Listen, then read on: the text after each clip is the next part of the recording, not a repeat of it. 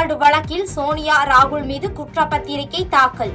அமலாக்கத்துறையை கண்டித்து காங்கிரஸ் இன்று நாடு தழுவிய போராட்டம்.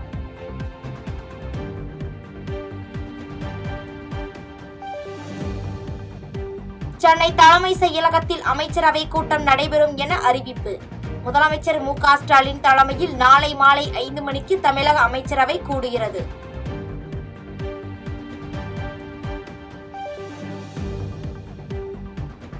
உள்ளாட்சி அமைப்புகளில் மாற்றுத்திறனாளிகளுக்கு பிரதிநிதித்துவம். சட்ட முன்வடிவை இன்று தாக்கல் செய்கிறார் முதலமைச்சர் மு.க.ஸ்டாலின்.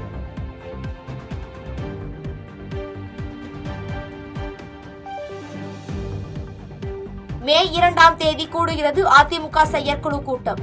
கட்சியின் பொதுச் செயலாளர் எடப்பாடி பழனிசாமி அறிவிப்பு.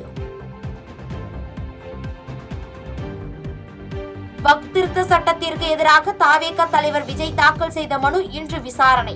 வக்ஃப் திருத்த சட்டத்திற்கு எதிராக 20க்கும் மேற்பட்ட மனுக்கள் உச்சநீதிமன்றத்தில் தாக்கல்.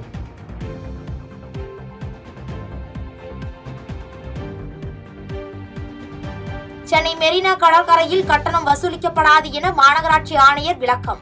பராமரிப்பு பணிக்கான கட்டணத்தை மாநகராட்சியை ஈடு செய்யும் என தகவல்.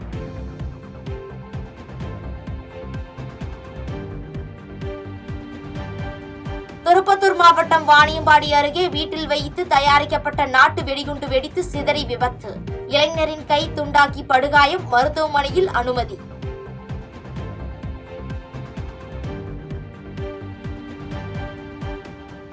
பாஜக ஆளும் அசாம் மாநிலத்தில் இனி அசாமி கட்டாய அலுவல் மொழி. அரசு அறிவிப்புகள், உத்தரவுகள் உள்ளிட்டவை அசாமி மற்றும் ஆங்கிலத்தில் வெளியாகும் என அம்மாநில முதலமைச்சர் அறிவிப்பு.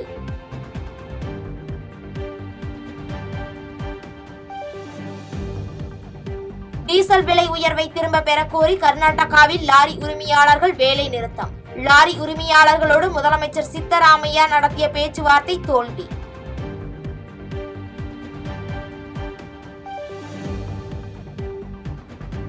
வெப்ப அலையை மாநில பேரிடராக அறிவித்தது தெலுங்கானா அரசு. உயிரிழப்பவர்களின் குடும்பத்தினருக்கு 4 லட்சம் ரூபாய் இழப்பீடு வழங்க முடிவு.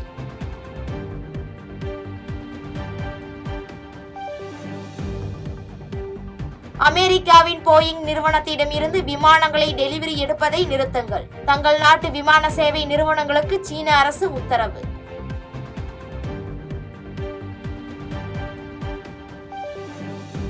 ஐபிஎல் தொடரின் லீக் போட்டியில் கொல்கத்தா அணியை போராடி வீழ்த்திய பஞ்சாப். விறுவிறுப்பும் பரபரப்பும் நிறைந்த ஆட்டத்தில் 16 ரன்கள் வித்தியாசத்தில் வெற்றி.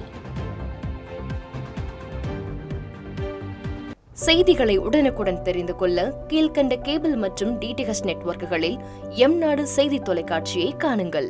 பாதகம் செய்பவரை கண்டால் நாம் பயம் கொள்ளலாகாது பாப்பா.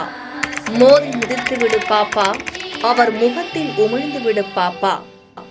அண்மை செய்திகளை உடனுக்குடன் தெரிந்து கொள்ள இணைந்திருங்கள் எம்நாடு தொலைக்காட்சியுடன்.